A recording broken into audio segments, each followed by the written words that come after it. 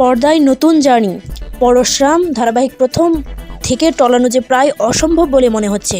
একটু একটু করে যেন টুইস্ট প্রকাশ্যে আসছে এই ধারাবাহিকের, আর সেসবের সঙ্গে নিয়ে এ সপ্তাহের টপার পরশুরাম আজকের নায়ক, যা এই সপ্তাহে পেয়েছে 7.3 রেটিং।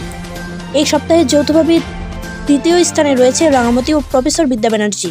বিগত বেশ কিছু সপ্তাহ ধরে রাঙামাটি বেশ ভালো পারফরমেন্স দেখাচ্ছে টিআরপিতে।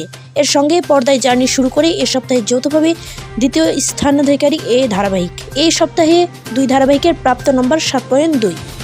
এ সপ্তাহে তৃতীয় স্থানে রয়েছে যথাক্রমে দুটি ধারাবাহিক, একটি পরিণীতা আর একটি অমর দরদিয়া। চতুর্থ স্থানে রয়েছে তারে ধরি ধরি মনে করি।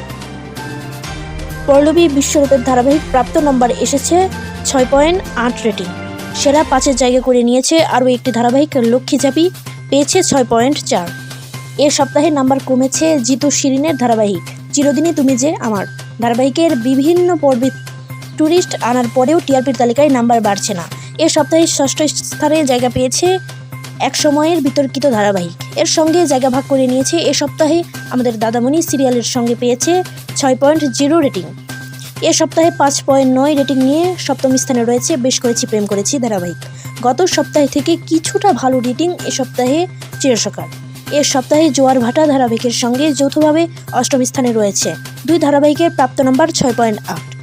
তালিকায় একদম শেষে রয়েছে দুই ধারাবাহিক তুই আমার হিরো এবং কোণে দেখার আলো। নবম ও দশম স্থানে রয়েছে দুই সিরিয়াল, পেয়েছে যথাক্রমে 5.1 ও 5.0 রেটিং।